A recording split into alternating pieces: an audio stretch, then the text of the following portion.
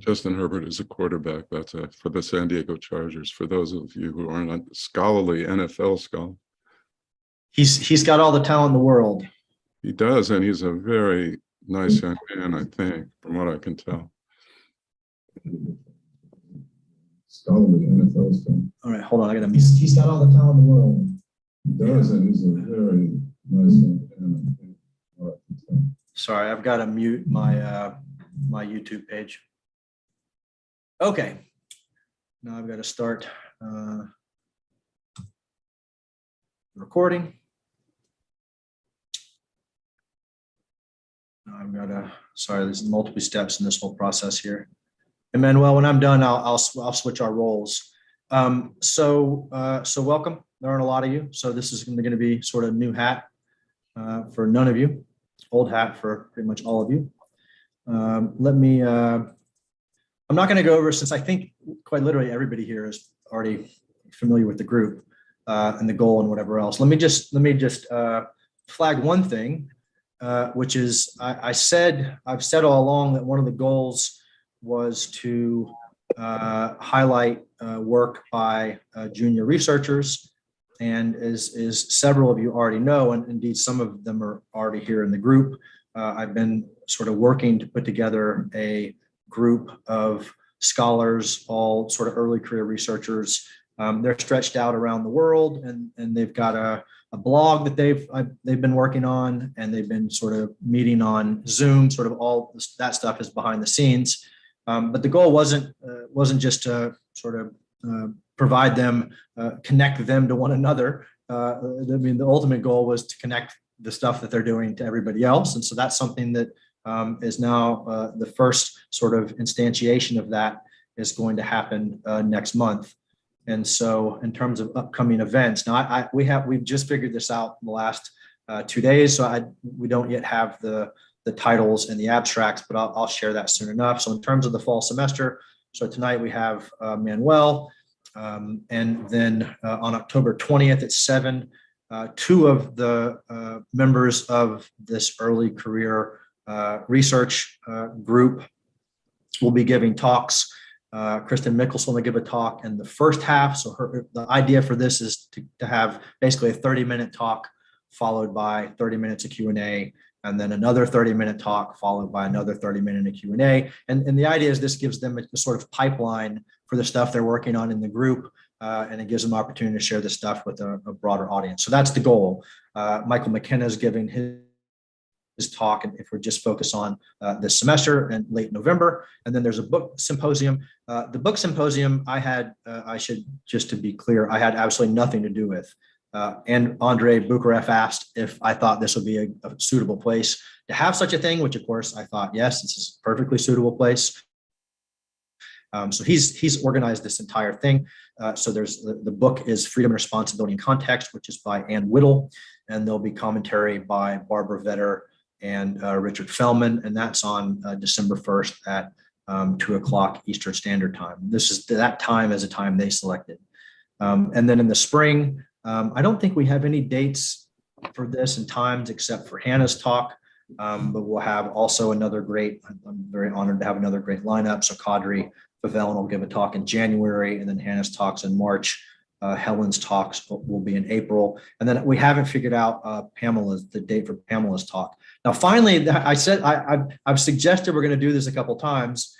So Al and Eddie and Adina and John have all agreed to do this. I've just failed to do a very good job of finding a date that works for everybody.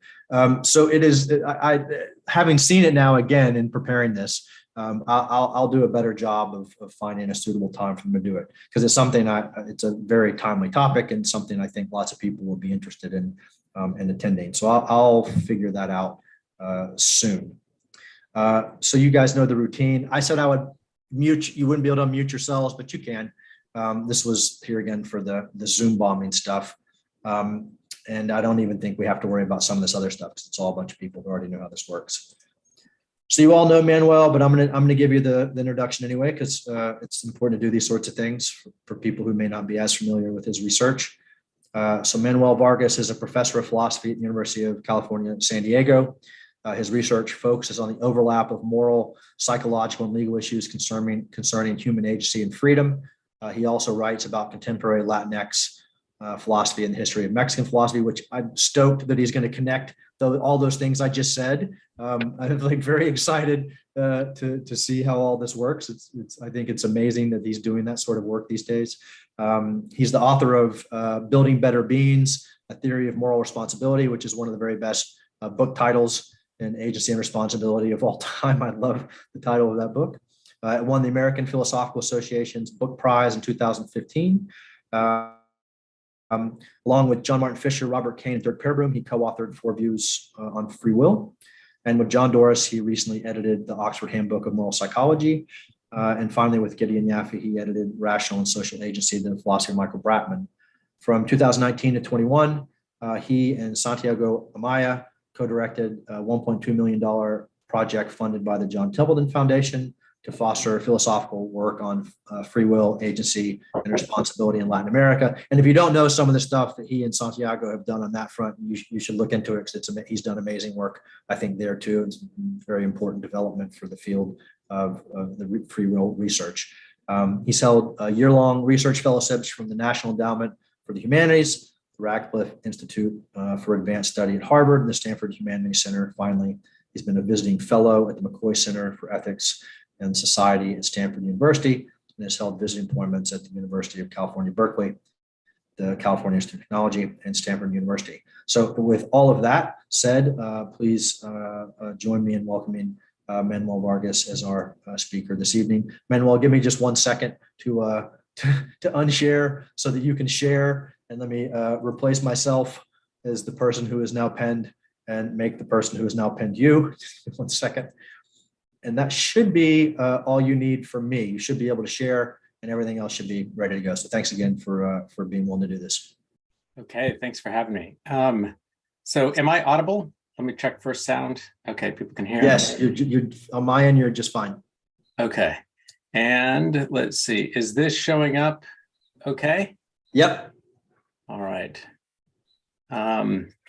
Okay, so the date there is wrong because that was the last time I tried to give this talk, and I haven't changed the date on the slide, which tells you that half my brain is in the past, and the other half is on trying to do some recent changes to this talk. So we'll see how this goes. Hopefully this won't be a total disaster. But I want to say, first of all, thanks to Thomas for having me and inviting me. And it's wonderful to see so many friends here, and I look forward to the day when we can all be in the same room again. It feels like maybe we're getting closer there, but it's been a long time since I got to go to a conference surrounded by lots of folks who are thinking about and working on free will and getting to hang out in person with folks. So it's terrific to see you all here, and thanks so much for coming. Okay, so this talk is a sort of is maybe an ill-advised attempt to bring together my two great loves in philosophy. So that is work on kind of questions about moral agency, free will, and moral responsibility in particular, and issues in the history of philosophy in Mexico. And so what I'm going to try to do here is a combination of some amount of reflections on what I think is going to be, way too fast and dirty contemporary philosophy of action, or at any rate, not too distant philosophy of action. And then I'm going to spend some time talking about some ideas from the history of Mexican existentialism. And then I'm going to try to find a way to pull them together. And the particular idea that's going to figure in from my extractive work from the history of Mexican existentialism is the idea that agency can have an echo, and what the relationship is of that echo to institutions enabling agency. So that's the plan here. We'll see how this works. There are going to be parts of this talk where I'm just going to talk through some slides, and then there'll be some parts where I'll read, so in hopes that I don't completely screw up the attributions of views to philosophers who I'm going to be complaining about. Okay, so that's the ambition. So let's go ahead and get started. So I want to talk about a phenomenon that I think of as encultured agency. And one of the things that I'm going to do is I'm going to start with a kind of case that brings out what I think of as both the fact that a lot of how our agency unfolds is always culturally embedded, culturally located, and how those things alter what kinds of things people can do. And if you thought that what philosophy of action is about and what agency is about the doings, putting it really crudely, then to the extent to which the cultural world configures what we can do, it looks like we can say something like the cultural world configures our agency in a certain kind of way. Now, of course, these are all very broad, general kinds of claims that I'm going to have to try to make good on in more and less ways. But I want to start with a case that I think brings this out, because I think one of the things that there's a kind of tradition of thought experiments that appeal to relatively thin and abstract cases that I think can be really important for trying to identify some general principles.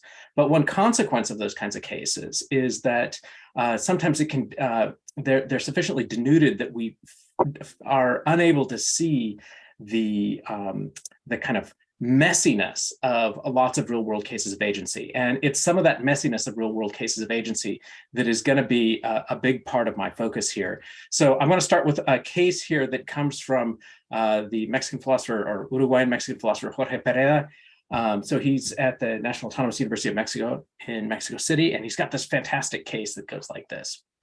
One Saturday afternoon, Magdalena and Jorge are on their way home to get back to their children, and they're passing through an unfamiliar town during rush hour. They're stopped by a police officer who tells Jorge that Magdalena, the driver, has violated some local traffic laws, encroaching on a bike lane without signaling. Jorge acknowledges this, but notes that virtually everyone else is doing the same thing, and there really are no cyclists visible. Impatient, the police officer replies by asserting that Magdalena has committed a further, fully fictional infraction, one that requires the impounding of the vehicle until a fine is paid at the city office. Worse, that office isn't going to be open again until Monday, that is 2 days from now. Jorge then asks to speak to the officer, man to man. The officer nods, and Jorge asks him for some recommendations about where to get a meal locally with Magdalena. The officer smiles. The officer understands what's going on here. And he says, and he gives him a recommendation. And then Jorge then offers the officer some money to thank him for his good advice. The police officer accepts and sends the couple on their way without issuing an infraction. Mm-hmm. Okay, so this is a kind of case that if you live in certain parts of the world, it's going to be super familiar sort of case. And it's a case under which you've got the fact of rampant police corruption, the expectation of bribery as an ordinary course of action. And so there's a kind of pressure in these sorts of cases to either comply or have to engage in some very convoluted activity for resisting. Now, it's not impossible because, of course, you could insist that the officer take you down to the station and that you have the whole thing in front of other officers there, or you know, maybe get the media involved and so on. Hey, Manuel. Yeah. Sorry, I don't think your slides are advancing. Okay, so my slides. It looks like you have a slide that has like maybe under a bridge or something, but that's not displaying. The only slide that's displaying for us is the original Echoes of Agency. Okay, so this is going to be a funny talk then if none of the slides are working here. So on my end, the slide is showing, but let's see, I can stop share. Okay, so let's try this again. Yeah, no worries. All right, well, we may end up doing this without slides. We'll see here. Okay. We're not in a hurry, man. You're fine. There we go. That looks so that is advanced. Okay, and if I do that, is that full screen? No, but it has advanced to the slide I think you're on. Okay, does that advance the slide? Try it again. Okay, so apparently not. Okay, so let me try one other thing here. Okay. I mean, we're not in a rush. We can figure it out. Well, you're among friends, Manuel. Yeah. Okay, so let's see. Sorry here. Right.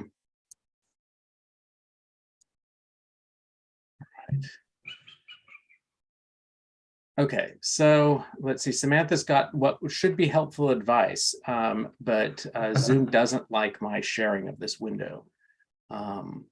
Okay, well, so here's what we're going to do. We're going to just do this without slides. I'm going to just talk you through this because I don't want to have to sit here fighting with the slides. Manuel, did you want to do? I think this happened when we were teaching. Did you want to try to do what we did last time? So if you remember what we did last time, I'm happy to try it. Yeah, I think up top you're supposed to do view or like slideshow and then play and window. Okay. That's it. Oh yeah, it was working. So view, and then I go It was.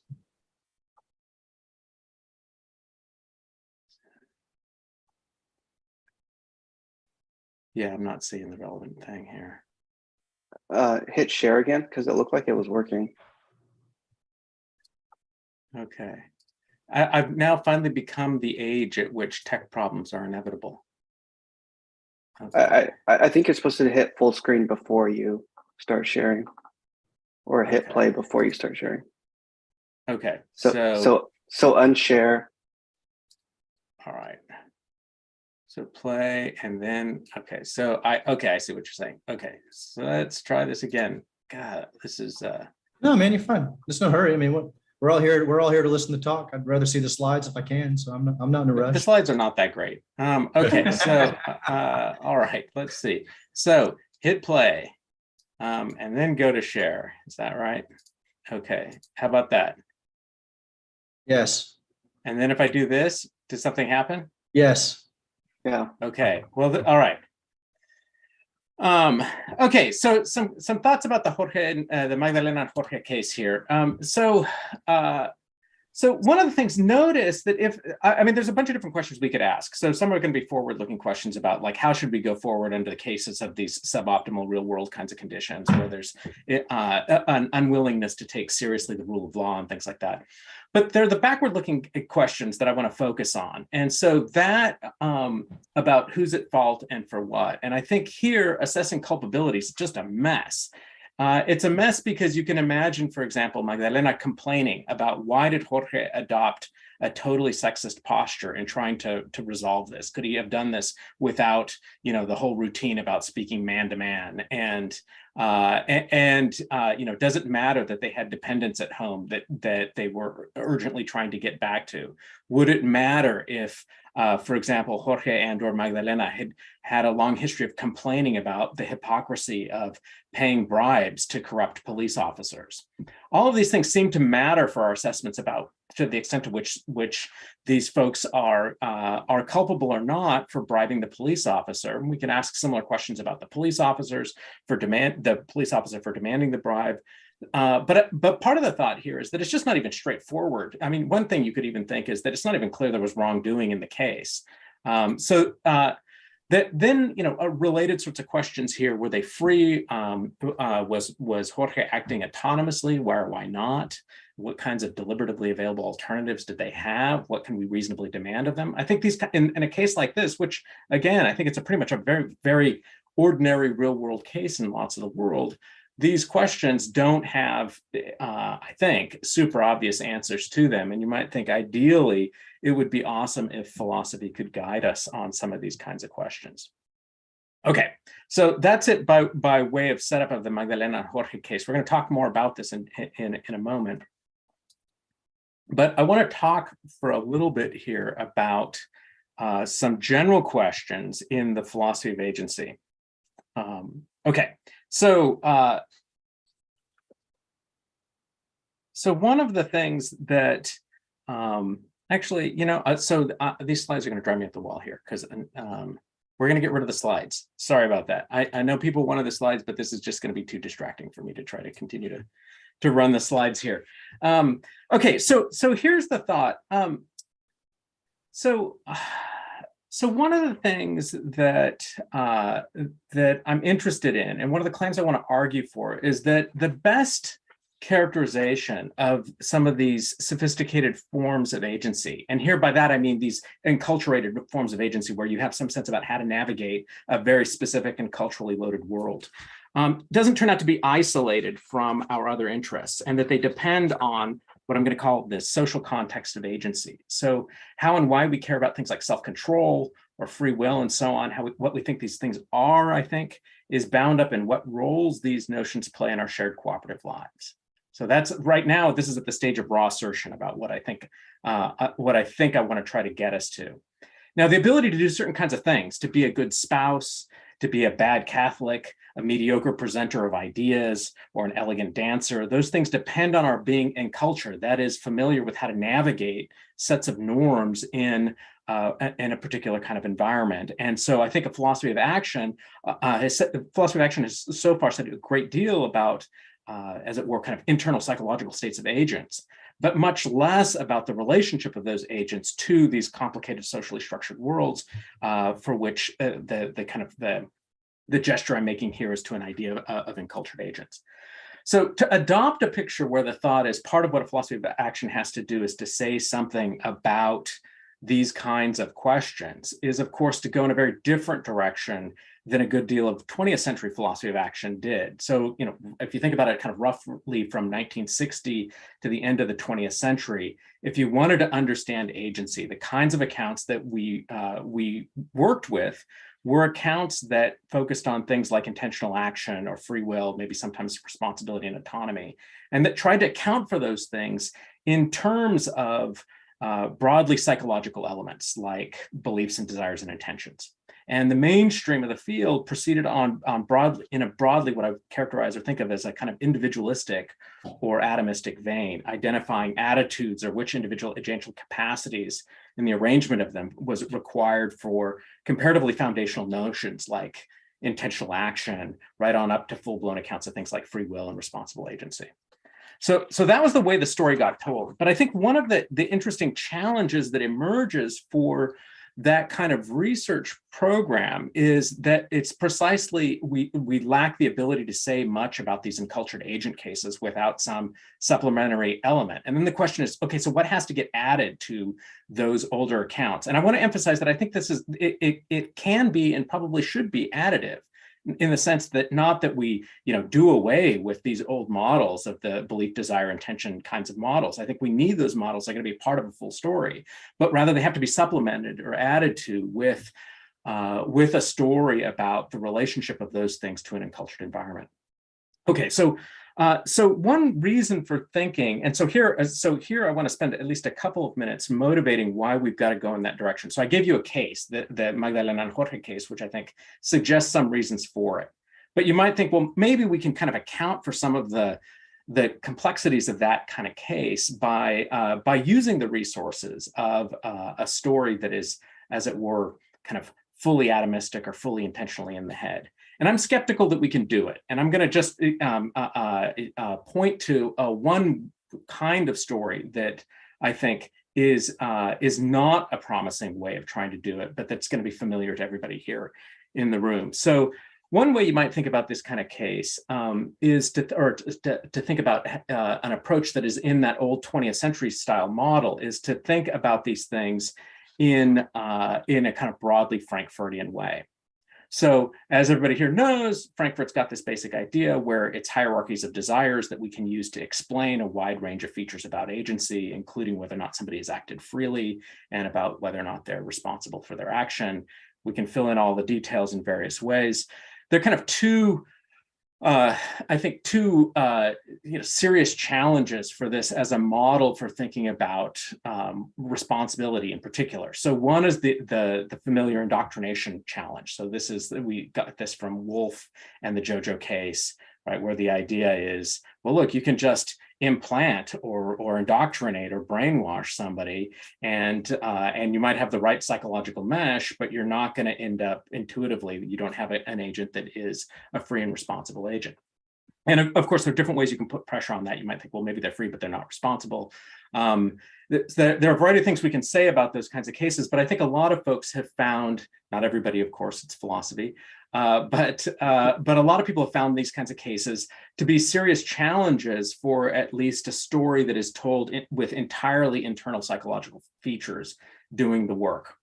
But there's a second kind of case that has gotten less attention, but I think for our purposes and thinking about the Jorge Magdalena case, or the Magdalena Jorge case, is maybe a more interesting case, and that's to think about coercion. So Frankfurt claims that that in a coercion case, well, okay, so first, kind of standard coercion case, just take the mugger who threatens somebody with, give me your bank account login information or your life. In that case, despite being a paradigmatic case of where when coercion limits or removes responsibility for giving the money over, you might think, look, it's just on the face of it, it's not clear how an identification story is going to end up handling this kind of case. And so Frankfurt claims that a coerced agent acts from a motive by which he would prefer not to be moved. And this explains why the agent doesn't act freely or responsibly or autonomously. But you might wonder, like, why is that the right description of what's going on? Why isn't this a case where, all things considered, the agent does prefer to be moved by the motive to comply with the demand? Most people have a strongly endorsed desire to act in ways that avoid risk of immediate death. In the present case, the alternative to not being moved by the motive seems like the stuff of nightmares. So I think, like, imagine the terror of being on the receiving end of this kind of coercive threat, feeling the desire to comply under the threat in virtue of the value you put on your life, and then discovering that you're not, in fact, moved by that first order desire to comply, nor by the higher order attitude that one be so moved to act by the first order impulse to survive. Right? This just would be terrifying if this was the situation in which you found yourself. Now, I think what Frankfurt goes on to say sharpens the worry that this broadly internalist story looks like it's ill-suited to capture the relatively pedestrian thought that coercion is an impairment to freedom and responsibility, at least in some cases when it gets sufficiently robust. And he considers a pair of cases where somebody comes up to a fork in a road, and then on the left fork, the left fork, there's a risk of an avalanche, and on the right fork, it's wide open. And then he says, okay, so, and you know that there's a serious risk of an avalanche on the left side. Then he compares that to a case under which same kind of fork decision, and the except that now there's an intervener who's going to trigger the avalanche. So it's no longer just a natural avalanche, it's an intervener caused avalanche. And what he says about this difference, so I think the natural thing to think is, okay, well, where there's an intervener, there's coercion, and where there's coercion, this impairs your freedom in a different way than if the world was just arranged in the avalanche way. Now, part of, I think, what's fascinating about this case is well, what's fascinating about it is what Frankfurt says about it. So what Frankfurt says is there are interesting differences between these situations, to be sure, but there is no basis for regarding the man as acting more or less freely or of his own free will in the one case than in the other. Whether he is morally responsible for his decision or action in each case depends on the way in which his desires to avoid it operates within him. Now, I think, well, it's of course in keeping with Frankfurt's general strategy that one look to the structure of the agent's desires to decide whether there's an impairment in freedom. But I think the resulting picture is a little odd. First, I think, of course, it's plausible that one might think these are cases where they're in fact importantly different from one another. In the scenario with an intervener, the intervener's actions impoverish the opportunities available to the driver. So for those of you who are my friends who are incompatibilists here, you're going to think that fact alone might bear on responsibility if you thought that alternative possibilities was really important here. But putting that aside, there's still a second worry. I think it's unclear how you can tell a satisfactory story about the difference in coercion cases and everyday decision cases where we don't choose our decision sets if all you've got are things inside the head of the agent. So there's a tension, I think, in Frankfurt's account concerning a trio of thoughts. So there's one is his allowance that non-responsibility in coercion cases are to be explained by differences in the desiderative structure of the agent. But then he also thinks that the intervener, no intervener avalanche cases are identical. And then he also thinks that they're the same with respect to freedom and responsibility, and that there's no diminution of responsibility. And I think the intervener case, to me anyway, looks like a case of coercion in as much as it alters the possibilities available to the agent in a way the agent doesn't want. But then it's hard to explain why that difference doesn't occur in the natural avalanche case as well. Something seems to have gone missing. We need to say more about what's going on in these cases. So I think it's very, so this is, and here I don't want to hinge too much on Frankfurt interpretation. We can, you don't have to be committed to Frankfurt, but it's an illustration, I think, of some of the troubles of trying to figure out what's going on in important classes of cases that I think intuitively seem to impinge upon freedom and responsibility. But if all you've got are things inside the head, as it were, to explain these things away, it looks like you're going to have a tough time accounting for these cases. Of course, a staunch defender of Frankfurt's going to have things that he or she is going to want to say. But I think that on the general approach, there's clearly a lot of work that has to be done here. And I think contra Frankfurt, we do seem to care about how people's desires relate to normative features of the agent's environment.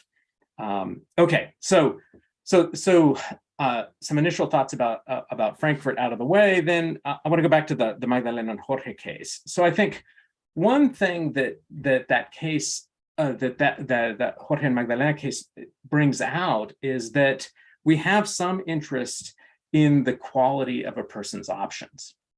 So for things to have unfolded for Magdalena and Jorge the way it did requires a certain amount of, for example, anonymous and regularized police corruption. So you can imagine lots of things could have gone differently if, for example, people regularly filmed police interactions, or there were heavy duty penalties or consequences for police who got reported for taking bribes. If the society were less patriarchal, for example, it would be very difficult for Jorge to try to resolve it by appealing to the, hey, let's have a conversation man to man about this kind of case. There might be a lot of different kinds of things about how one would act in this sort of case that really depends on the matrix of social or cultural features that are going on in that sort of case. And so I think this points to an appealing explanation of why coercion and indoctrination seem to undermine responsibility when they do. What they do is it looks like it points to what change in what we can reasonably demand of agents in those circumstances. So, for example, in the password or your life coercion case, the cost of not surrendering the demanded information is plausibly too high for us to expect that an agent's going to resist the coercion. In contrast, threatening the victim with a display of bad table manners isn't going to be a reasonable, or it seems like a totally reasonable cost to bear to protect your financial information, right? And you might think, okay, but then we can start to tinker with what's in that spectrum, right? So the being exposed to bad table manners, that's not super costly, but how about, and then, we start to ramp up what those costs are. Shame and embarrassment, is that enough? Well, maybe in a shame culture, it's actually a super high cost. In a culture that's not particularly concerned about shame, except for, 20 minutes on social media or whatever, then you might think that's not an unreasonable cost. And it looks like those questions are going to be outside, as it were, outside of the head of the particular agent in at least one important kind of way. So the exculpatory force in those coercion cases, when it's present, seems to flow from the fact that the coerced agent's options don't meet some fair or reasonable standard for us to rightly enjoin her to act in a particular kind of way. So if that's right, then one important question to ask at the Magdalena and Jorge case is what it's reasonable for us to expect of them, given the social world they find themselves in. And I think, of course, we should expect that there's going to be some disagreement about how to answer that kind of question. So rather than focusing on whether a given agent acted in a way that produced a certain form of psychological coherence, that's the kind of broadly Frankfurtian strategy, these reflections suggest we do better to look at agents in a context where the salient features of that are going to oftentimes matter. Now, one way to put this thought is that in the social world, to a very large degree, it configures our actional possibilities and thus our agency. Now, thinking this, of course, we don't have to deny that the material or physical arrangements of the world matter. We can't wish away a drought or a hurricane, as much as we would have liked to have wished away some of that in Southern California recently. And we can't, that the substrate of the arrangement of the physical and material world matters a great deal, but our landscape is shaped by these deliberative options. Our deliberative options are shaped by the social configuration. So whether or not we've got social rules about being a mother, a tile layer, a neighbor, a Muslim, and so on, these things affect what it is you can do and what the consequences are for not doing them. The existing shape of institutions, legal regimes, religious practices, formal economic arrangements, basically any organized social practices with roles, and the stability and reliability of the social meanings, that is how people interpret what it is that you've just done within that space. All these things interact in ways to transform or shape what it is that you can do. Okay, so a bunch of different ideas now on the table. I'm going to try to regiment them in the following way. Let ecological theories of moral responsibility refer to theories according to which important forms of morally notable agency depend in part on relational properties or things otherwise extrinsic to the psychology and physical bodies of an agent. So that's the idea of ecological agency. There are different ways to do the metaphysical bookkeeping of this account. So there's the way I like to do it. There's the way that my colleagues, Dana and David, like to do it. Their way is probably better because there's two of them and only one of me. But I think but at the end of the day, I think they're largely notational differences here rather than substantive metaphysical differences here. So on one account, for example, you could think that responsibility is grounded in normative competence plus situational control. That's the way they do it. Or you can think it's grounded in the kind of basic features of the agent, and then a question about whether or not they have responsibility relevant control, where that folds in circumstantial features. Or the contextual features, and that's the way I tend to like to do it. For our purposes, I don't think any of these distinctions here are going to matter tremendously, but given a broadly ecological approach, the shape of a specifically social world is not an incidental parameter, right? So you could think, well, like, yeah, these things are incidental. You need to say something about them, but we don't have to say that much about them. So one take home from this is, I think actually, so this is the take home that I haven't yet earned, but I'm hoping to by the end of the talk, that it's not just enough to gesture that we have to worry about the opportunities or we have to worry about situational control. We have to actually say something about the way those things are structured and what the conditions are under which we have, as it were, morally adequate opportunities, or when we have sufficient situational control. And on the face of it, I think this requires some theoretical tools that aren't typically a part of our toolkits when we're doing theorizing about phil action or moral responsibility. For example, it bears noting that in a particular social matrix in which an agent's operating, the operative social ontology is invariably historically circumscribed. That is, the social roles, the institutions, and the social meanings, and the moral and social norms with currency in that social world vary by time and place. It's not as though there's a single stable set of what those social rules are that structure the agency. They're going to be cross-culturally true everywhere and every when for how it is that it's, or for what it is for us to reasonably demand of agents such that they would be culpable for failing to respond to those considerations or not. Okay, so one might think the ecology of agency is typically going to be a historically specific one. A given arrangement of the social world will require and will produce a distinctive array of learned techniques, acquired sensibilities, internalized norms, and non-reflective dispositions of perception and action. And we might say, therefore, that ecological agency is typically encultured agency.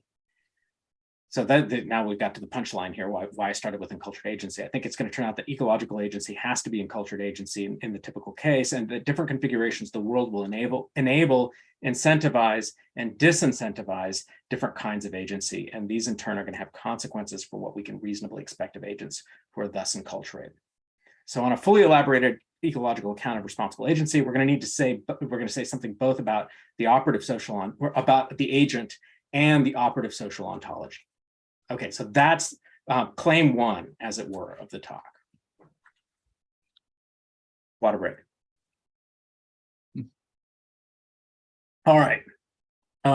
Okay, so here's claim two. One of the best models we have for encultured agency is to be found in the work of a collection of mid-20th century philosophers in Mexico who were concerned to produce a philosophy of, as they called it, lo mexicano, or a philosophy of Mexicanness, or that which is Mexican. So theirs was a collective effort to provide what we might today call a regional social ontology. That is a social ontology of what it was like to be Mexican in the mid-20th century. And the explanatory categories of these figures were not identical to the ones that figure in contemporary philosophy of action in the Anglophone world. But I think their project was centrally concerned to illuminate encultured agency. They were interested in trying to identify the limitations, the conditions, and the possibilities of, and to put it in kind of contemporary Anglophone phil action-y terms, Mexican agency in the mid-20th century. What were the things that made that go forward, and what were the things that were impediments to it, and what could you say about it at a relatively general level, but that was still tied into the socio-historical moment of that place? And so I think it's a really interesting model for thinking about what it would look like to try to fill out the story about encultured agency. Okay, So I think that the successes and failures of their project are instructive in the present context, where that project or something like it looks like it's maybe going live again in philosophy land.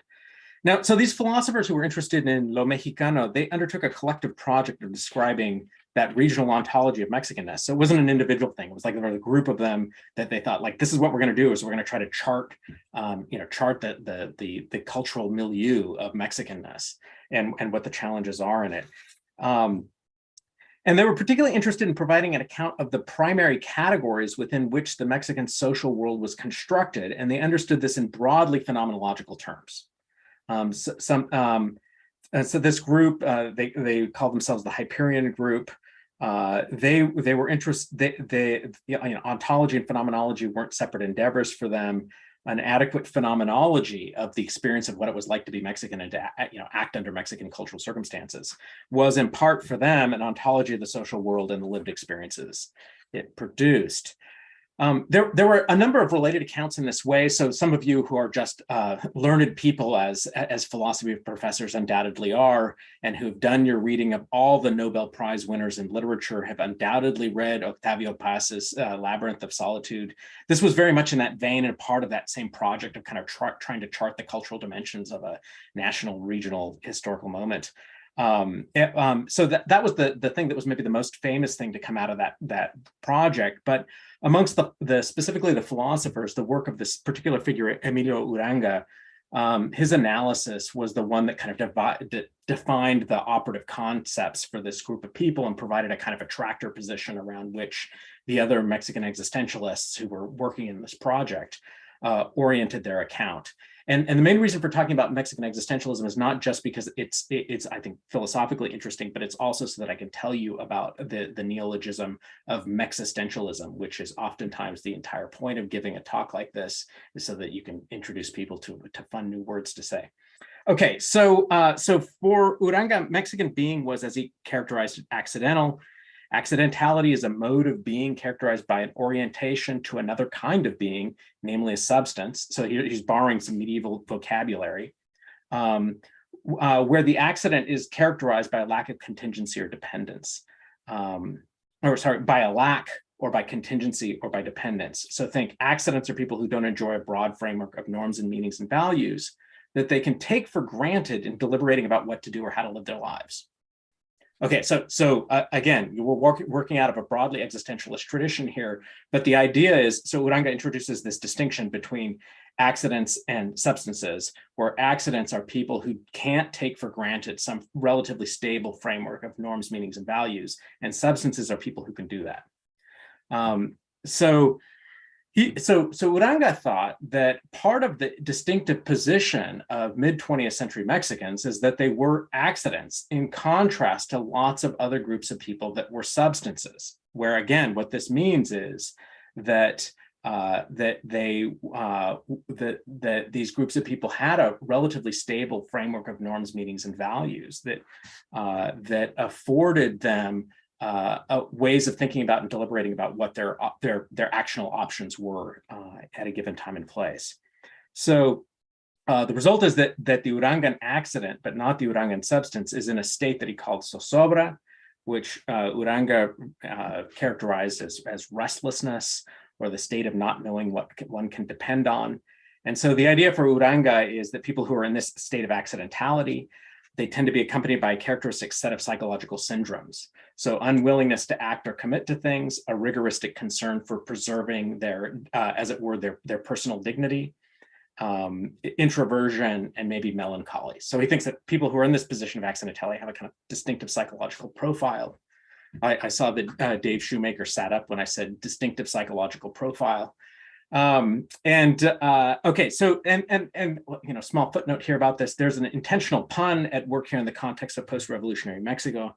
So this is a country that had a national ideology around according to which the Mexican people were mestizo, that is a mixed race people. Mestizos were on the kind of national narrative, an accidental creation of the conquest of the Americas. That is an actual accidental creation of European colonization and the indigenous populations. And so the idea is that their emerging self-awareness as a distinctive people was supposedly an important part of what the then still recent Mexican Revolution had been about. So the Mexicans were in a very salient increasingly self-conscious about their historical accidentality. They were a group of people who came to exist as a kind of accident and then thought of themselves as accidents, both in the historically contingent sense, but also in the sense of a lack of confidence about what norms, meanings, and values one could count on in operating in social space.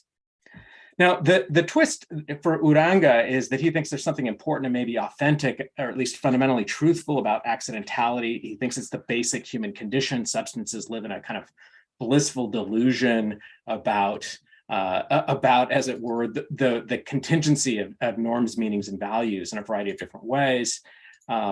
So that's the kind of the basic story that Uranga is working with. And elsewhere, I've tried to recount the story about how to think about what's going on with Uranga in a heck of a lot more detail, with an eye towards its relationship to things like double consciousness and cultural peripherality. But what I want to do here is I want to now focus on the work of two particular figures who were operating in this context, but we're interested in understanding a particular kind of thing that they call the echo. And so the first is this figure, Jorge Portilla, and he was in particular interested in the social mechanisms of enculturation in Mexico and in other countries. He wrote a little bit about Germany and the United States. And then a second figure of interest is this philosopher, Rosario Castiganos, who was sort of, as it were, adjacent to the Hyperion Group in a number of different ways. And I think her project is especially interesting in a variety of different ways, but we'll talk more about that in just a moment. So, okay, so we're going to talk about Portilla and then Castiganos. So Portilla, in a collection of essays, decides that he wants to tell a story about the distinctive cultural configurations in Mexico, aspiring to describe some of the distinctive ways in which agency unfolds within them. And so he's working out of that tradition of the Hyperion Group. And he shares this presumption that the relevant unit of cultural analysis is the nation. And I think that this is a thing to flag here, is you might wonder whether or not nations are always the right unit of cultural analysis for telling your story about social ontologies. Maybe social ontologies are going to, the kind of containers for them might look different than just being nation states, but he takes for granted that it's nation states. And so his thought goes something like this. Mexican being is characterized by what he calls a collection of horizons, which he understands as sets of social meanings that are often tacit and unreflectively held. Okay, so horizons are collections of social meanings that are tacit and unreflectively held. Social arrangements support or undermine which horizons are enjoyed by people in a given area. So in the case of Mexico, the available horizons tend to produce beings that are accidental in the Urangan sense. Right? So he thinks the social environment produces a kind of accidentality in that Urangan sense. Now, here's how he explains the significance of horizons. He thinks these horizons, that is, these tacit and unreflectively held views about social meanings, are critically important for human action. One of the primary functions is to serve as a wall against which the meaning of our actions bounces back like an echo. In this way, the echo of the act, for example, of voting, may arrive with a certain distortion that indicates to us that in our national political horizon, there exists certain mysterious peculiarities. The echo that bounces off of our national community perhaps makes it evident that our vote did not have the exact meaning that we were giving it. His thought here is that these horizons, these shared social meanings, including the meanings of actions and social roles, enable us to make sense of our actions. Efforts to vote, to commit a crime, to get married, and so on. These things have an intended significance. They have an intended significance or meaning for the agent who intends and acts. The echoes confirms the social meaning of the act. So here's one way to think about these kinds of cases. So I think this is one of the things that's really interesting about the Portilla case, is he says, look, there are these cases where the performance of an act in a social milieu doesn't generate an echo that has the meaning that it looks like the social act is, as it were, structured to produce. So here's some of the cases that he gives. So he gives three different cases that I think each are really interesting in different kinds of ways. So one is the bribery case. Here the thought goes something like this. If you're living in a social milieu under which bribery is widespread and common, the significance of laws, criminal laws, begins to look really unstable. That is it a crime when you do X or Y? Well, who knows? It depends on whether or not there's a cop there. It depends on whether or not the cop's willing to take the bribe.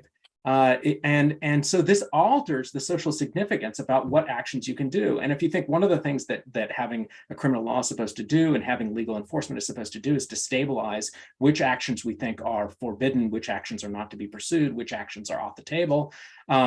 When you have a collapse of enforcement of these things, or you can buy off the enforcement of these things by bribery, it destabilizes the social meaning of that whole set of actions that was supposed to have been, as it were, cordoned off as unacceptable and to be punished or to be disincentivized in a way. It opens up the possibility of engaging in those acts. So Portilla thinks that the kind of collapse of the rule of law is a case where the social significance of your act now collapses. So there's an echo failure. There's a failure of the kind of the significance of the act that you're committing to get to echo back to you. So if you think about the Magdalena and Jorge case, did they act illegally? Well, they were in the bike lane, but does that mean that they couldn't be in the bike lane? Well, in a world in which you can readily buy off cops if they're unhappy about it, it's not clear if there's no cyclists around is how they're thinking about the case, presumably. But then, like if the cop is able to capriciously sanction you or fine you for something without having to worry about retaliation or consequence for doing so, again, it now becomes unclear if things that were totally legal actions can look like they're illegal actions or be treated with the social significance where they're illegal. He has two other cases that I'll mention very briefly here in passing about cases where there's echo failure.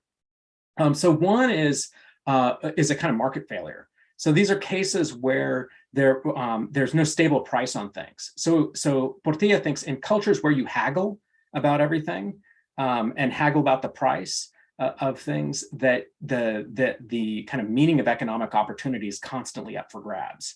Where there are no stable prices and there's no predictable prices, and what the things cost is constantly subject to negotiation, and your ability to exert personal influence or to leverage friends and connections and so on, destabilizes the economic value of things. So we have a kind of the criminal value, the economic value case. The third case he gives is a kind of domestic social relations kind of case. So in a number of countries in Latin America, but certainly in Mexico at the time at which he was writing in the 1940s and 50s, it was not uncommon for men to have second or sometimes even third families apart from the family that they married. And so they had a term for this, la casa chica, which literally means the small house. So la casa grande, the big house, that was the official, publicly recognized relationship. And then there would be these other sometimes secondary or tertiary families. And part of Portilla's reflections on this phenomenon is that, well, it's really unclear what a commitment to monogamy means and what marriage means if it's par for the course, as it were, that people have other families and other marriages that are not maybe recognized in the same way. But what does a marriage vow mean in a context where the kind of public commitment is regularly violated, and people don't really expect that everybody's going to adhere to the public commitment. So he has these three different cases, right? The criminal case, the economic case, and then the kind of the social arrangement case. And he thinks, okay, we've got echo failures across these cases. And he thinks this is a case then where social institutions have failed to do their job of stabilizing the meaning of certain kinds of acts. So legal institutions have failed, the institution of marriage has failed, and economic institutions have failed to stabilize the meaning of acts, which then makes it uncertain what it is that you're doing when you act in those domains. And it's every time it's an experiment, as it were, to find out what the meaning of the act is that you're going to commit to. All right, so that's Portilla. Here's the second figure I want to say a little bit about, and this is Rosario Castiganos. She was a philosopher who was interested in a lot of these same kinds of issues, and her She had her master's thesis was this book that was later published as a book called On Feminine Culture. And it's about gender norms and their effect on artistic and especially literary production. And Castiganos was a super interesting figure. I mean, she's one of these, in Mexico, philosophers are oftentimes less kind of traditional academics. And it's much more common that you have people who are kind of polymaths in various ways. So, maybe they go and they do some philosophy, they do some fiction writing, they do some essays, maybe they're involved in politics. So you get these kind of, as it were, less specialized figures in various ways. And so Castiganos went on to become a very important figure in the feminist movement in Mexico, and also was a very prominent and successful fiction writer and poet. And eventually she was the Mexico's ambassador to Israel, and she died when she was in Israel from an accident. But so she's kind of a super interesting figure, and at the time kind of widely regarded as one of the kind of luminary figures. And her training was initially in philosophy, and she wrote this book on feminine culture that was kind of reflections about the way in which gender norms have effects on artistic production. There are a lot of, for anybody who's read The Second Sex, a lot of amazing and striking parallels to The Second Sex in her writing. And what's even weirder is that it turned out when she was finishing writing up on feminine culture, Beauvoir was actually in Mexico, like blocks away from where Castiganos was, but they apparently never interacted. So they met for the first time a couple of years later when she was visiting in France. But it's one of these kind of things where there's these startling parallels in a bunch of the work. So here's the thought in Castiganos. So Castiganos is curious about this question about why is so much kind of prominent cultural production done by men, and why is so little of it done by women? And she gives the following kind of explanation. She says, well, part of it is, of course, if you have a world that is structured by gender norms, where women are primarily responsible for caretaking, it's not going to be super surprising that they're not going to be engaged in a lot of artistic and literary endeavors. And that when they do get engaged in artistic, literary, and scientific kinds of endeavors, that it's oftentimes going to be in fields where there's relatively low barriers to entry. And so what you should expect is that women will have historically, when they had opportunities to do these things, what they tended to do was to go into things like literature, where you need a room and some paper and you're off to the races, but where you don't necessarily have to have a big expensive lab, you don't have to have lots of expensive tools to produce it. Art is more demanding because, of course, then you need to have money to buy the oil, and you need years of training and so on, but people can sit down and write. And so she has this kind of story about why cultural production has gone one way rather than another. Now, I think, people can raise criticisms about a variety of the ways in which she sets this up. And one thing you might think is that women's cultural production has been more robust than she herself acknowledges, and that it has been overlooked when it has existed. But she starts from the basic presumption that there's less of it and it's less frequently outstanding. And so granting her a presumption that I think can reasonably contest in a variety of different ways, one of the interesting things that results from this is a very particular diagnosis about what she thinks is going on and why it is that great art, to put it crudely, we might say, why is so much great art so doodly? And the reason why it's so doodly, she thinks, is because it's it's partly about the way in which social norms have structured what it is that women do. So she thinks, even though there are all of these economic pressures that I was talking about the differential access to being able to produce it, when you look at the work itself, what is it about? She thinks, well, disproportionately, it's about when you look at women's literature, what is it about? It's memoirs about their life. It focuses on the domestic activities, and it's a lot of introspective sort of element. And in contrast, when we look to like the really great works of art, she thinks that oftentimes they are about expanding the sense of self, to give people a sense about nature or other lives or events or themes that are much larger than the author, him or herself. And she thinks that the shortcoming of a lot of women's literature and art up to her period of time had been that it was disproportionately, as it were, narcissistic. It was focused on the author and very rarely about anything else. And so she thinks this is a phenomenon that cries out for explanation. Like, why is this going on? So here's her diagnosis. She thinks it goes something like this. And in lots of parts of the world, and certainly in Mexico, there was a kind of expectation that women were involved in caretaking. The caretaking demands tended to be so robust as to be mutually exclusive with artistic life. So when women rebelled against the demands and decided to go and pursue artistic lives, that one of the consequences was that they were worried that they were going to give up their visibility in the social sphere because they weren't going to perform femininity in the right way. So what happened is, because they had rebelled against the traditional performance of femininity, she thinks there was a disproportionate pressure to perform or reinscribe the femininity in the art. And so this is why the art ends up being about domestic life and about the performance of the emotional interior life of the woman writer. And so she thinks this is why it's basically about, about domestic life in various ways. It's a way to try to avoid or block or preclude the complete invisibility of the artist by performing or reperforming femininity in a certain kind of way. And so partly what the way in which the notion of the echo occurs for Castiganos is that the idea of the echo for Castiganos emerges in this context as what you want to see is you want to see an echo of yourself in your work, because you no longer have the ready social recognition that comes from performing the normative gender role for you out in public. And so now you want to reaffirm yourself. How do you do it? You project yourself into the work. This makes the work narcissistic, but then the version of yourself that you're projecting into the work is going to be structured by the external social norms. So for those of you who've read your Beauvoir, this is all going to look recognizable and familiar.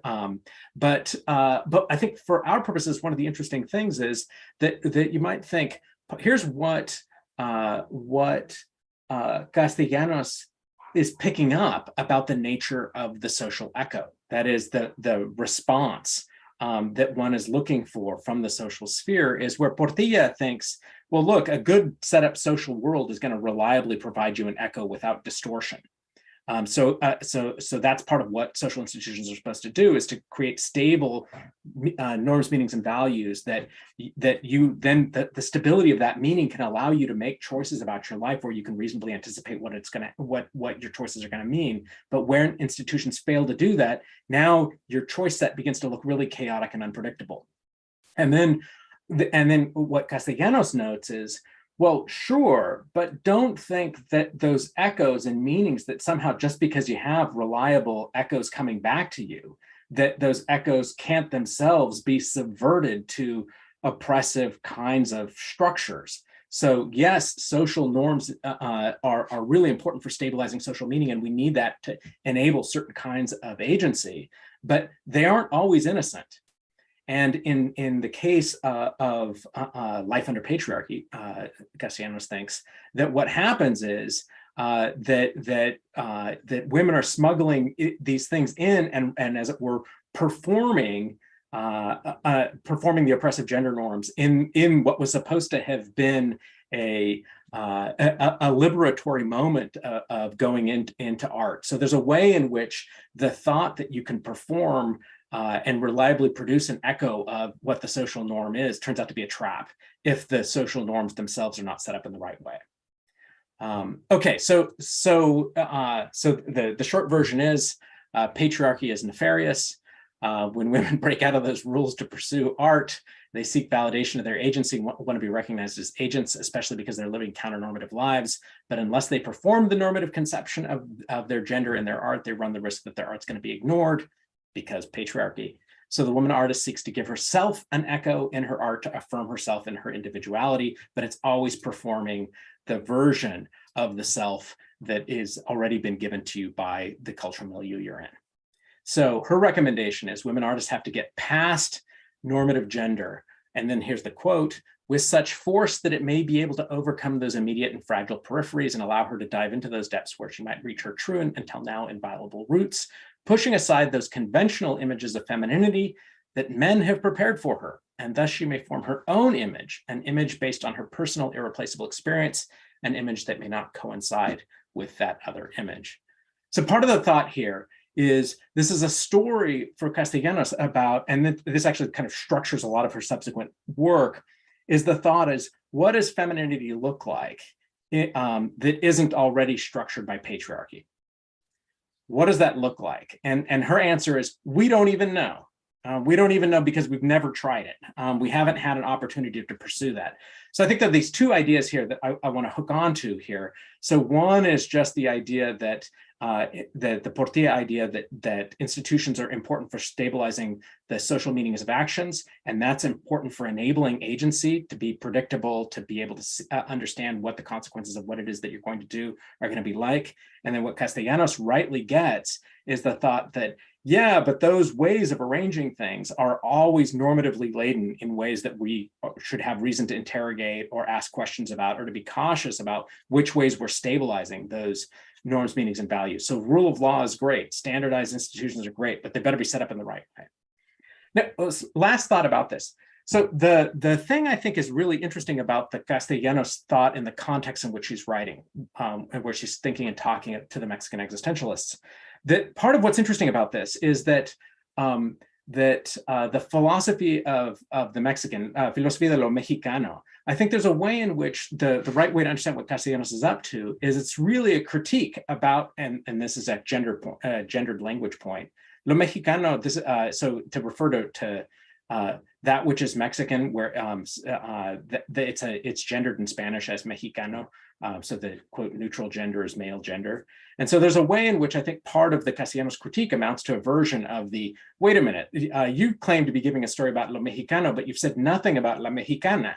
You've said nothing about the experience of women under the social regime. And so it's going to turn out that if you want to do social ontology of encultured agents, it's going to turn out that we have to be very cautious on the Castiganos version of this. We have to be very cautious about who it is that we're talking about and the kind of complexities in which the way in which the social world is going to be structuring the kinds of agencies that are available to different people.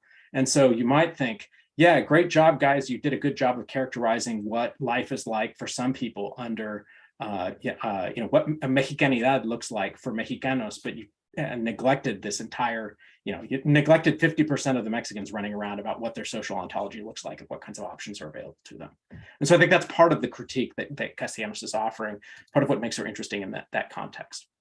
Okay, so a couple of quick concluding thoughts. So first of all, I think those of us who are inclined to broadly ecological theories of agency should think more about institutions, about social meanings, and the conditions for reliable echoes of the social meanings of our acts. And I think this is a natural place for some of us to go in our thinking about the nature of agency. Second thought is cases like the Magdalena Jorge cases, these kind of more encultured cases that are super messy sorts of cases, I think are really interesting cases, but they have connections to some live issues that are right now sort of at the periphery of Mexican philosophy and Phil action, and in particular with what is sometimes called the narco problem. So there's this interesting disagreement about how to think about what's going on in the case of narcos, of the cartels in Mexico. So there's some people who have the view that that members of these cartels are paradigmatically cases of people who are responsible for the wrongdoings that they do. And they're like, if those folks aren't responsible, then who the hell is responsible for the terrible things they do? Greg's like, well, actually no one. And then there are other folks who think, no, the nature of the social world that produces the narco, the nature of the world that pulls people into cartel life is so totalizing in the way in which it collapses available options for people and in the way in which it incentivizes cooperation and engagement with cartels and cartel life that it's exculpating. And so there's this interesting debate about whether or not the narco is paradigmatically responsible or paradigmatically non-responsible.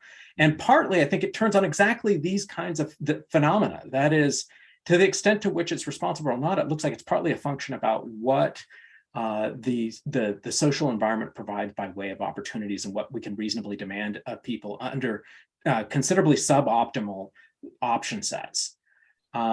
So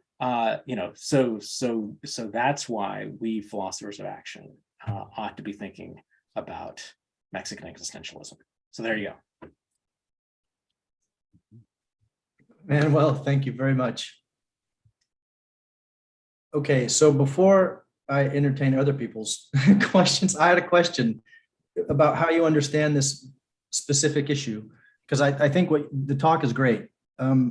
So this notion of encultured agency, or I don't know, there are a couple of different ways you might describe it, but I wondered whether, so one is looking at it like situationally, right? So there are the situations in which we're embedded, which can influence what's appropriate. So like, as I think, you know, my wife's Brazilian.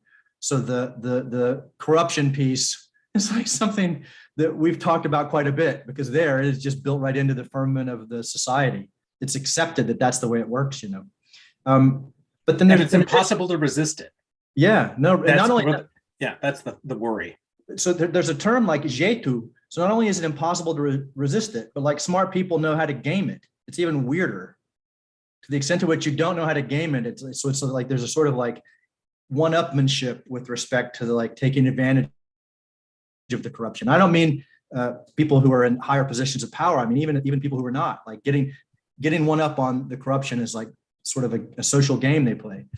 But like, so that's looking at it at the level of the situations that they're in. But I wonder whether you also mean, and some of the thinkers that you reference also mean that, so we also internalize norms so that dispositionally now I have already sort of brought this stuff on board. So it's no longer just a function of the situations and the choices the situation may afford me. It's also like I've been habituated in such a way that I'm going to navigate those situations in a way that is itself encultured. So I guess I was trying to figure out whether or not the thought is like it's both of those two. So it's not just the sort of external, the decision architecture looking at like what's going on out in the world and the choices it affords me, but also the fact that like how I navigate that is itself part of the process. So it's like it's happening at both. So it's not just the enculture might make it sound like it's something that's sort of external, but it's also, these things are also simultaneously internalized. Is that right? Is that the way to? Yeah, good. Thanks for pressing this question. So I think that's exactly right. I mean, so one of the things that I'm probably not careful enough when I talk about this is this shows up in a couple of different places. So one is the transition from kind of broadly atomistic to ecological theories of agency, I think is one place in which I want to be careful to say, well, it's not that the atomistic stuff goes away. That's still part of the story. It's still going to matter what your beliefs, desires, and intentions are, and what your dispositions are. And these things are going to be influenced by the stuff outside the head. It's that we also need to talk about the outside of the head piece. But I want to hold on to both of those pieces. So that's one place. A second place, I think, about well, it's partly it's about how environments shape your sensibilities. I think this was very much in this was very much taken as foundational for the Mexistentialists. And this is why they thought that there was a story they could tell about what it was to be Mexican, or what the Mexican phenomenology was not just that there was a kind of social milieu out there, but that the social milieu shaped the kinds of dispositions that people had. And this is why there was a distinctive psychological profile, they thought, that was more common, maybe not universal, but certainly more common for people living under those conditions. The third thought is, I actually think the distinction you're raising maps on to what I take the contributions of Portilla and Castiganos respectively to be. So Portilla is talking about the external construction of the social world and the institutions and the way in which we respond to the institutions. And Castiganos is talking about what happens when we internalize some of those kinds of things and the way in which they're going to shape how we navigate the space of external possible opportunities or possibilities that are made available to us. And then I think both of those pieces matter.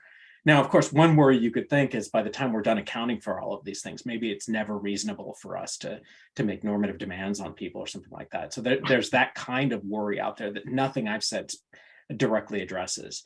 But I think in terms of like where this account has to go, I think it needs both of those pieces. Yeah, good. I wanted to make sure I was thinking about it clearly, which often I'm not. All right, sorry, enough from me. So John, you're up. Great, thank you, Manuel. Do you hear me? Yes. Yes. Okay, thank you. That was really interesting. There was a lot there. So I thought I had a pretty well-formed question, but now maybe I don't think so. But one thing quickly, what you said about the narcos, I think something similar might be going on with the Russian soldiers, some of the young Russian conscripts there. Sometimes when I read what they've done, I think, wow, horrible, horrible, paradigmatic case of evil moral response. But then, other times I say, well, maybe Putin and the generals, but those kids, not so much. So anyway, that might be just a quick observation, but could I put it, so much going on in your paper, but one way I read it is traditionally, it wasn't just that action theory or agency theory, broadly construed, was atomistic, but it was at least purported to be normatively neutral. Like you might give an account of responsibility in terms of a certain kind of, you wanted your theory of responsibility to be neutral with respect to moral theories, like some kind of deontology or consequentialism and so forth. You could plug in your account of responsibility and it would be consistent, it would work for these different theories. So we wanted our views to be neutral. And also, in some ways, it was normatively neutral, but also we weren't going to discuss the ways in which our psychologies work, perhaps in interaction with our environment, let's say to help to specify what we take to be our options and so forth. We wanted to, it's not our job. So the way I understand you is to kind of challenge that orientation, challenge the idea that we should be normatively neutral and substantively minimal in agency theory. So you want to take us on that different track. I don't know if you want to, if you have observations about that, but I still kind of think, at least conceptually, there are two sets of issues, and one is an issue about what agency is and what intention is, and intentional action and moral responsibility. Then there are another set of issues which are normative. And as an example, you talk about exculpation, if someone is subject to pressure, which we couldn't reasonably expect the individual to resist, where that's of course conditioned by our cultural milieu and expectation, then the individual is exculpated. That's a normative. To me, exculpation is not non-blameworthiness, but moral responsibility is, in my view, a different notion, although that's contested. But okay, I'll stop. My basic point is either you're creating this big muddle where you're confusing and conflating, or, and I prefer to think of it this way, you are identifying a problem with thinking atomistically and normatively neutrally, and you're invoking the Mexican existentialist tradition to kind of encourage us to go into a less atomistic and neutral way. Okay, that's my comment. Yeah, thanks. This was a super helpful reflection, and I think that maybe I can say a little bit to clarify what was undoubtedly a muddle. So I think so one of the things I guess I would be inclined to say is it might well be the case that bare agency, or agency as such, where maybe we think, this is kind of roughly goal-directed behavior, and this is where I say, Al, quick, tell me what agency as such is. And then, and so it might be that those kinds of things we can get along pretty well with the atomistic story that is normatively neutral and that doesn't have cultural entanglement. So I think it's not that there isn't a project there. I think that there is a project there, and I think it's actually been a very successful project. In fact, in some sense, I think, you know, I don't think I said this in this talk, but I actually think in some sense it's the paradigmatically successful research program in 20th century Anglophone philosophy. You know, the kind of payoffs that grew out of that program has spread across a whole bunch of different fields in lots of really rich and interesting ways in which people who are outside of philosophy of action oftentimes don't realize that these ideas have gotten taken up in a lot of different adjacent fields. And so I think, so put that way, I think there absolutely was a really interesting project there. It was a very fruitful project. It did a lot of really valuable work. But I also think we're really interested in forms of agency that aren't just bare agency. And I think we're interested in things like morally responsible agency or autonomous agency or competent navigators of social space forms of agency. And those kinds of agencies, we don't get to be disentangled from social ontologies. And so there, I think if we want to talk about those things, and I think moral responsibility is actually one of these places where that interaction goes live, I think it is incumbent upon us to say more about the ways in which those connections arise. And that's not to say that there aren't, as it were, abstract elements, or that we can't say a lot of really useful and generalizable things about responsibility, culpability, and so on. Because I think, of course, we have and we can. But a complete and satisfactory account is going to need to say something about some of these. And one way to put it is, it becomes part of our job if we want to have a full account of these things. And I think there are reasons to want to have a full account. And it starts to emerge when we think about things like the coercion cases, or when we think about things like the narco cases or whatever. I don't think we get to tell a story very easily about these things without some of the enculturation element. And so then the question is how to go about doing that. And then I think that's where looking to models of places that have tried to pursue that project relatively systematically begins to look interesting. Thank you. That was helpful. Good. Okay. Samantha. Hi. So I thought it was a great talk, and I kind of was wondering during the talk. So you talk a lot about like what is reasonable to expect of agents given certain sort of social circumstances that in many ways are influenced by social and political institutions.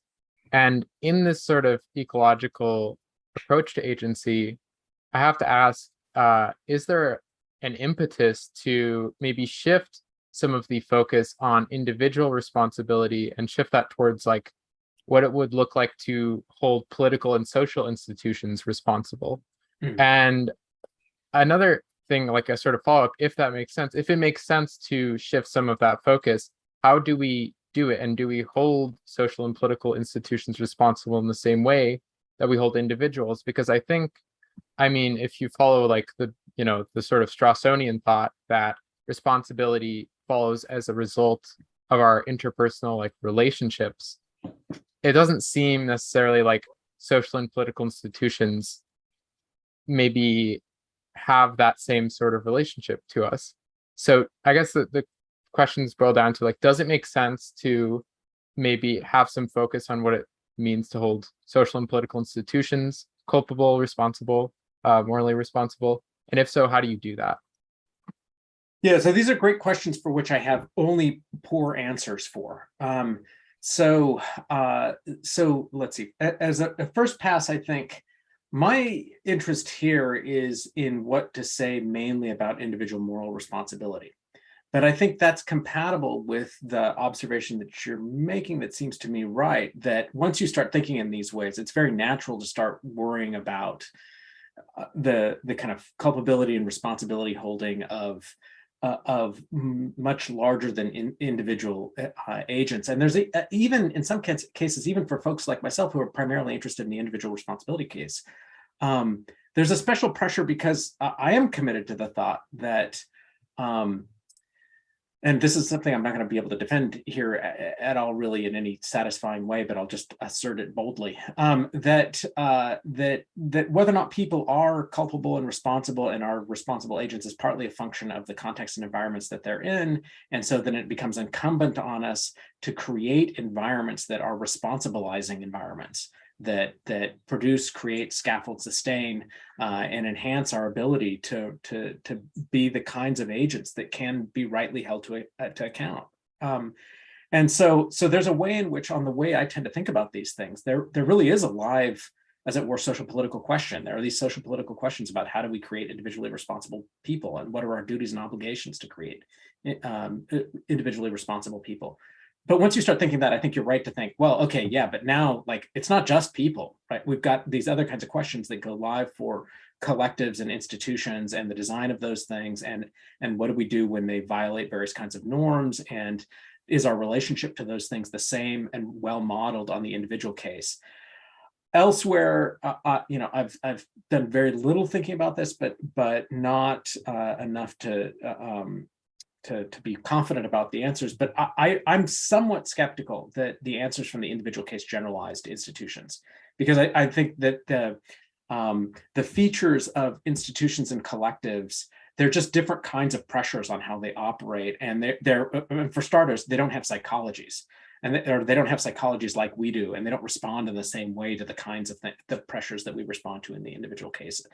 So even if you thought they too are going to be ecologically bounded, as it were, and subject to ecological pressures, it doesn't mean those pressures are going to operate in the same way in which they do with creatures that have, you know, relatively predictable general psychologies in the ways in which we do. Though there might be, again, local enculturation practices that transform even at the level of businesses and institutions and collectives.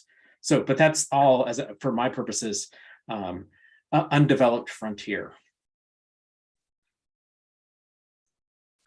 All right, more on that moving forward from Manuel. Or Samantha, maybe Samantha will. Or Samantha, yeah, both, in conjunction, even together. So Miguel, yes, you're up.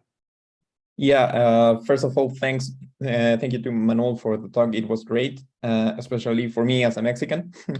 And well, my question is a bit broad, but it is about the relation between encultured agency and the meaning of life, especially thinking in the case of the narcos. A few years ago, there was a piece where they talked about that kids between the ages of 13 and 17 thought that they would select as a career to be a narco because they preferred living a few years well or with money and dying young against living 80 years or having a long life. So I was wondering what were your thoughts on the relation between encultured agency and the meaning of life, thinking about these sorts of cases. Yeah, this is, so I don't know this work, but this is seems to me a really interesting deployment of the quality adjusted life years model that gets sometimes used in bioethics contexts. So I mean, so interesting questions here. So I don't know what to say about the meaning of life component. I don't have a view about how to think about the meaning of life, but here's the piece that I think I can say that is maybe you know, kind of trying to grope its way towards the beginnings of a sketch of one way in which somebody might want to think about these things. So, because something like this. One of the things that thinking about encultured agency makes very salient is the way in which communities or societies or groups, I mean, you can make the cuts in different places and use different names for different ways of arranging those things. It's the dispositions thought that Thomas was gesturing at before can train us up to be better and worse adapted for certain kinds of life. And these things can in some sense be really they you know, like, depending on how many alternatives you make available for people or not, or how coercive they are, they can be experienced in wildly different ways, right? So sometimes people will experience some of these things as you know, a very traditional culture might be experienced by some people as massively oppressive and restrictive, and for other people as enormously security producing. And so there are going to be questions at the level of generality of communities, and then there are going to be questions at the level of individuals. And so from the standpoint of as it were, broadly systems design or community design or something like that, it might well turn out that part of the answer to the kind of question you're asking is, well, it might be that you know, and here this is now we're sort of in the domain of some amount of sociology, but I'll just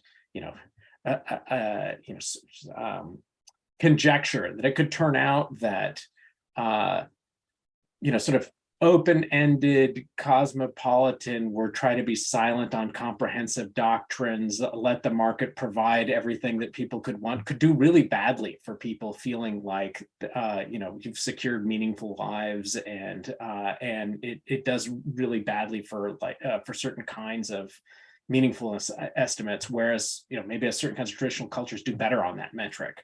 But those are going to be one value, one value metric amongst multiple about why we would set things up one way rather than another, or plump for one rather than another. And there's presumably lots of options in between super traditional society and super open-ended, let capitalism and cosmopolitanism eat it all models. And so that's, I think, the beginnings of where this kind of approach would say, look, there are going to be these kind of complicated interaction effects, and whether we're asking about individuals or we're asking about, as it were, disposing large groups of people to find more and less satisfying answers for questions about meaning in life or meaning of life, then those equations will get messy very fast.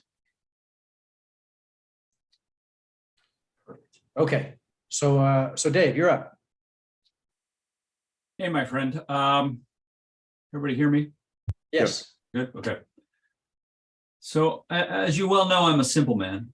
And so talk me off of the following view. So it's an individualistic, atomistic view. It's a quality will view about the nature of responsible agency. That to be a responsible agency is a function of your quality of will, and that's inside the head. It's a function of intentions and motivations and so forth. This is perfectly compatible with a vast contextualist story about the nature of quality of will, depending on cultural stories that you tell about certain things like regard and respect and what counts as such in any particular society. And so, but the ultimate target is quality will in every case. It's just that what counts as such is going to vary from culture to culture. And then apply that to the messy story that you tell at the beginning,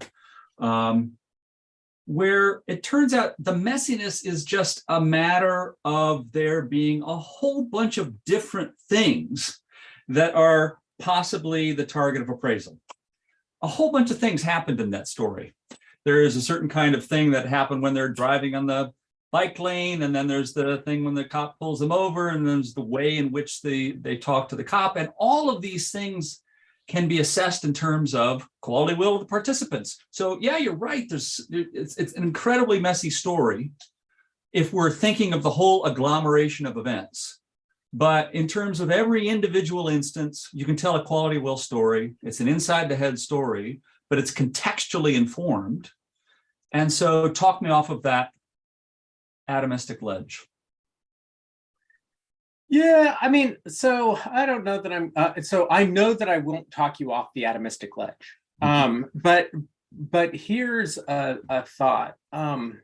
So I was, as you were talking, I was trying to come up with a snappy analogy, and I'm too old, slow, and tired to have come up with it quickly.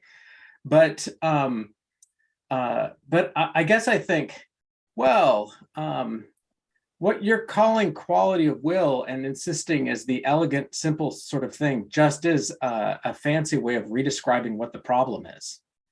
And all that contextual stuff that you say, oh yeah, it's going to be as richly contextual as you want. I say, yes, tell me about that. How does that work? What are the things that drive that bit? What are the things that alter whether or not somebody's got good or bad quality will? And going accounts of this, I think, tend to get very hand-wavy very fast about what are those features of the context and the environment and the opportunities and so on. So I think, that it might be true that there are, And I mean, so let me step back here for just a moment. I mean, I think one of the things that is going on in theories of moral responsibility is that we have a lot of different ways of regimenting phenomena, where these different ways of regimenting things, our preferred theories, are going to have the bells and whistles to be able to say something about those things, but we're going to put those things in different places. And so I think that one way of putting it is the kind of ecological element that gets brought out when folks at UCSD want to talk about opportunities or context dependent control, or these kinds of ecological elements are going to get pushed into stories about, oh, sure, there's some context in the that speaks to the question of quality will, but it's the quality will that matters. And these are going to be different ways of locating where the phenomena is that's going to need explaining. But I think in both of these cases, we still need to have that story.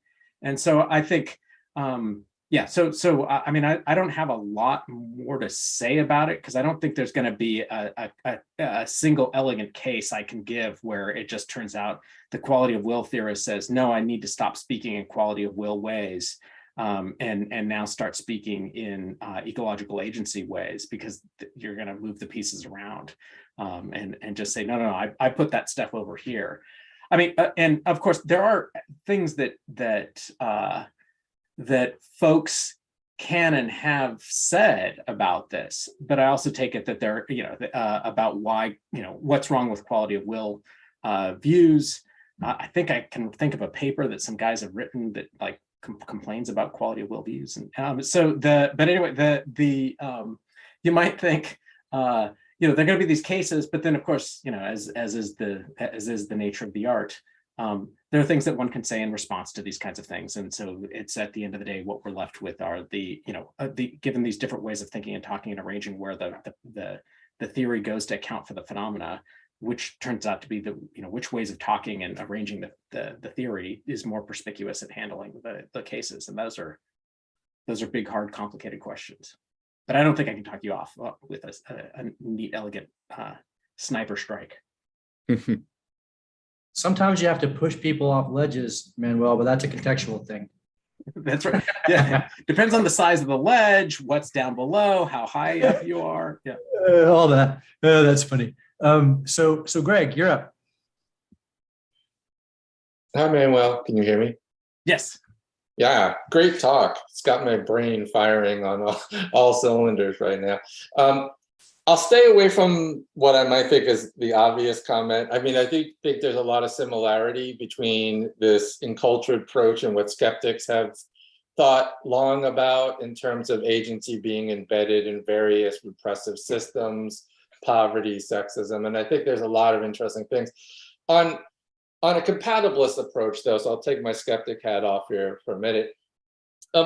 And this goes to maybe Thomas's question and some of the other earlier questions. There seems like there might be a couple of things going on here that we might want to separate.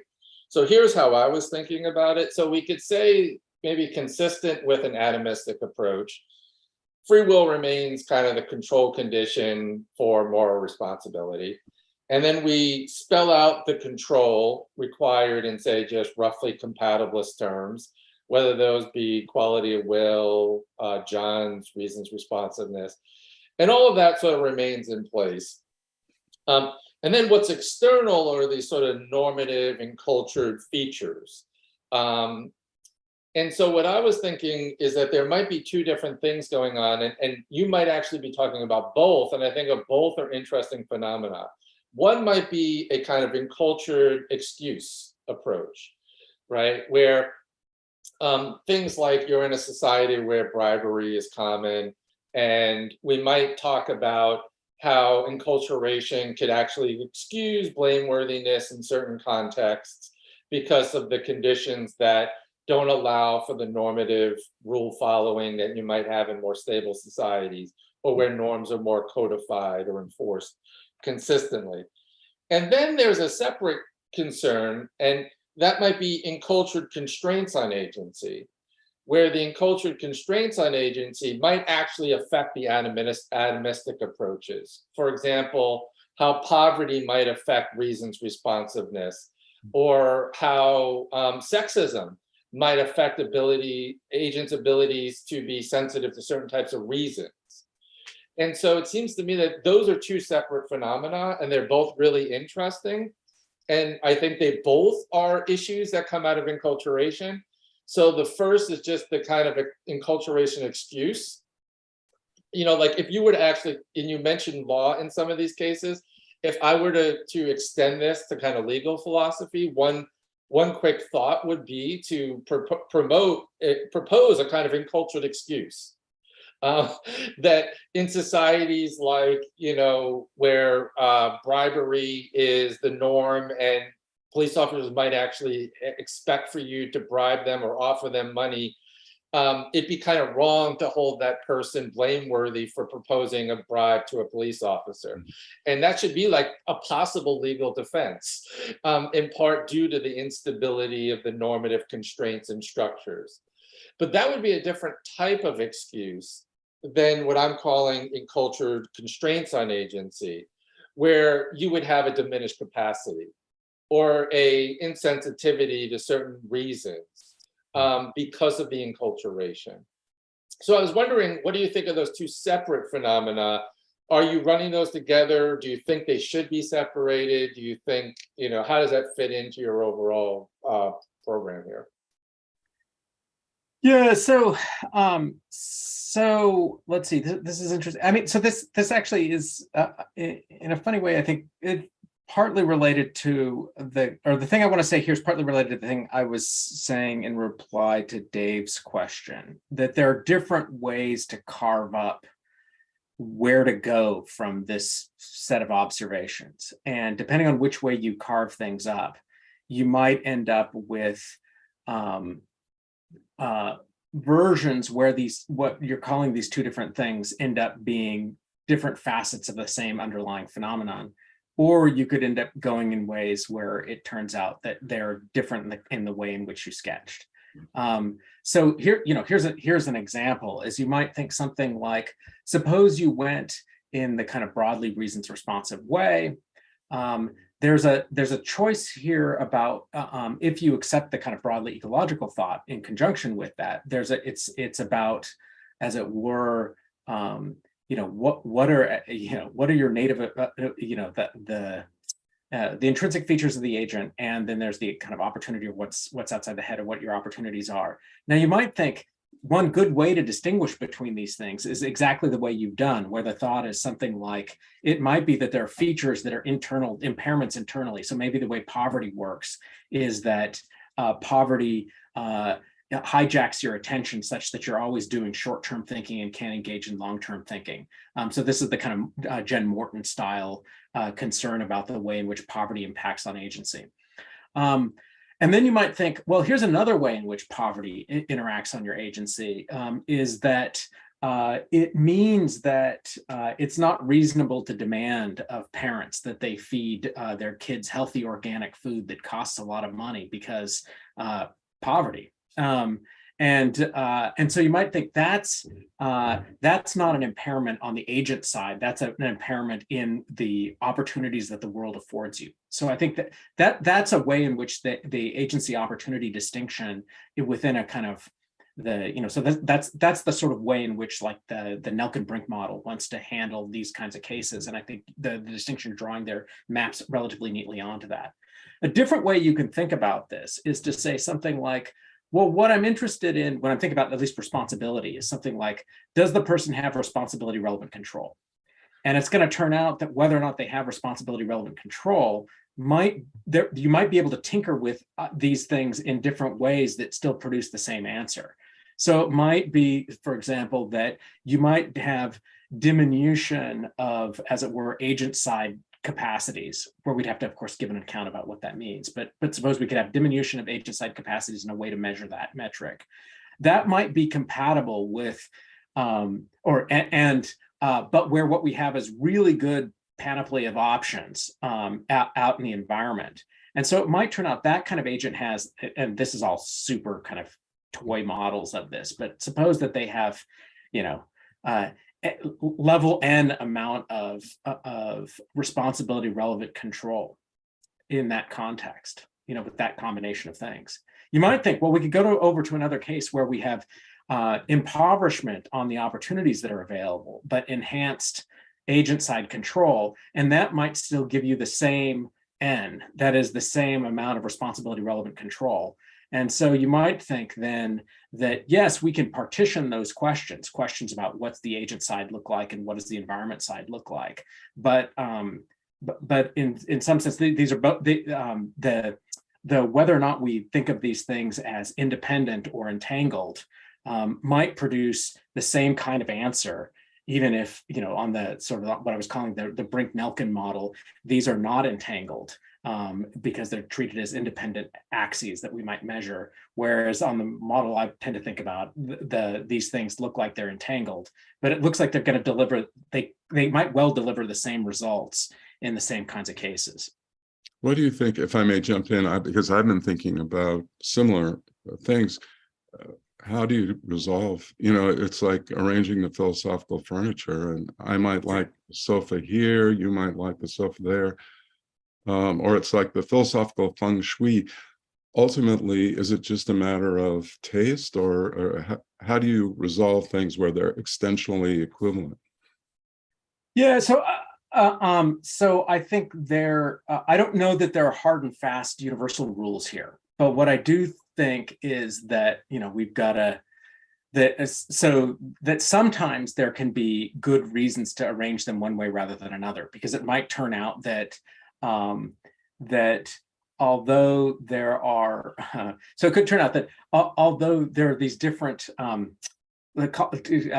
ways of bookkeeping or arrangements of furniture, it might turn out that some of what one way of bookkeeping or one way of arranging the furniture does is it's got commitments external to the theory of moral responsibility that turn out to be more costly or less plausible or whatever. And so that would be one way that you might try to settle these things out. Now, of course, they're going to be the typical cases. It's almost never going to be a single metric sort of thing where it's like, well, this theory, framing it that way now makes you on the hook for a certain kind of metaphysics and capacity talk, but framing it that way puts you on the hook for a certain way of thinking about causation. And this one looks costly there and not. So there might be those cases, but there might also just be genuinely cases where they come out close enough or similar enough, and then what we just need is a translation scheme where it's going to turn out that some of us say responsibility and some of us say responsabilidad.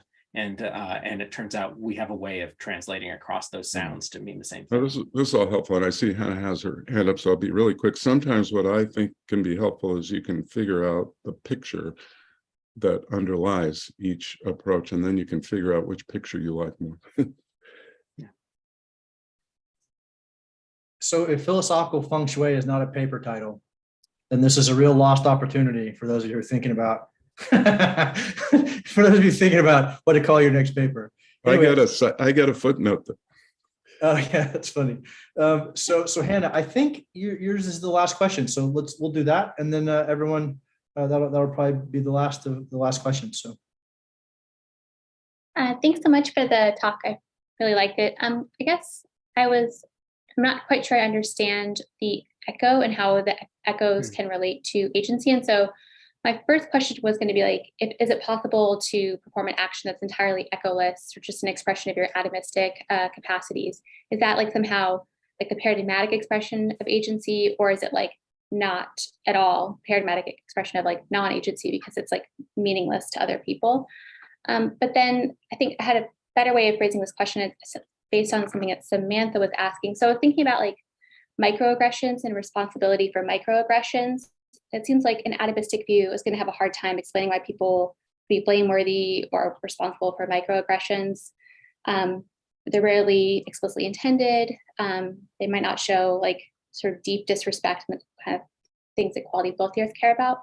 But it seems like the echo of those actions and microaggressions are things that we can point to explain like why they're so bad. And maybe the fact that everyone is exercising their agency in this way is like part of the problem. And so maybe the echo in that case, or this sort of relational view, could actually see why people are more responsible or more blameworthy.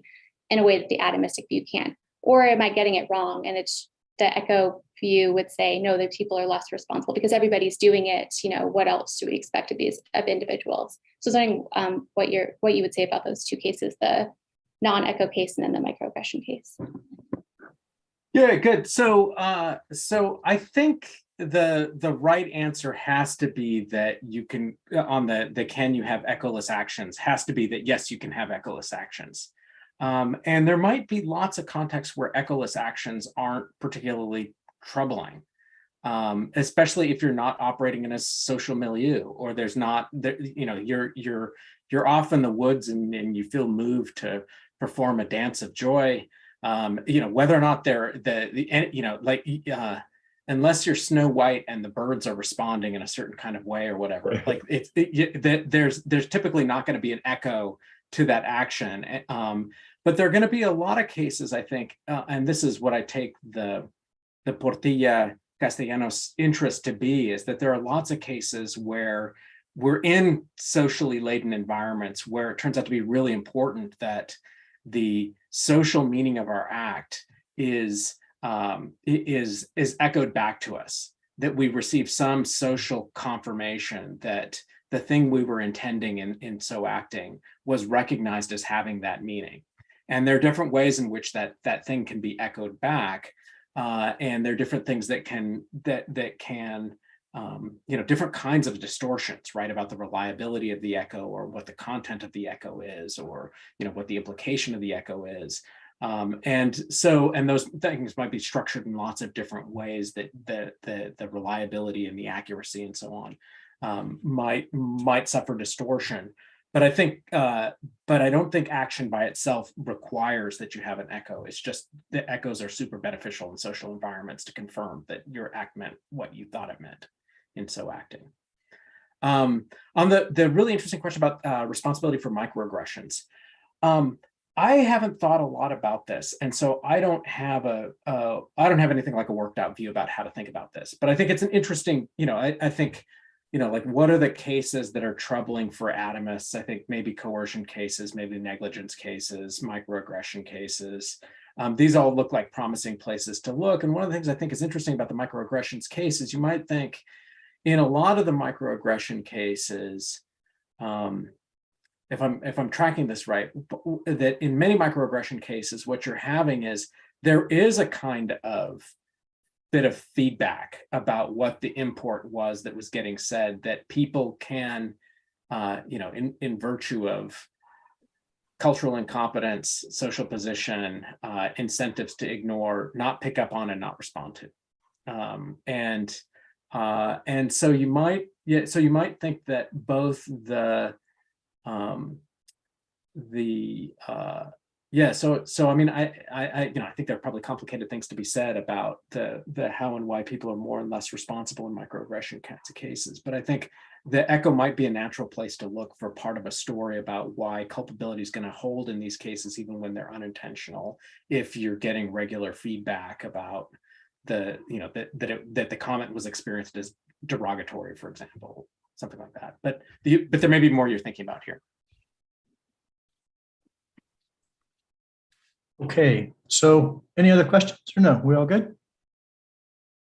So thanks to Manuel, and thanks to everyone who asked good questions. I'm always amazed and thankful that everyone shows up to these things. So I'll keep doing them so long as people keep showing up.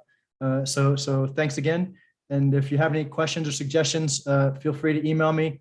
I will send an email reminder to most of you who are in the thing about the two talks next month by the early career research people that we've got, that I think will be important for people to come to if they can. Otherwise, I'll see you next time for the next talk. So thanks. Thank Have a you. good night. Thanks so much, everybody. I really appreciate the questions. It was super helpful for me. And thank you, Thomas, for organizing all of this, and great to see everybody. Of course. Thank you. Have a good one, Manuel. Thanks.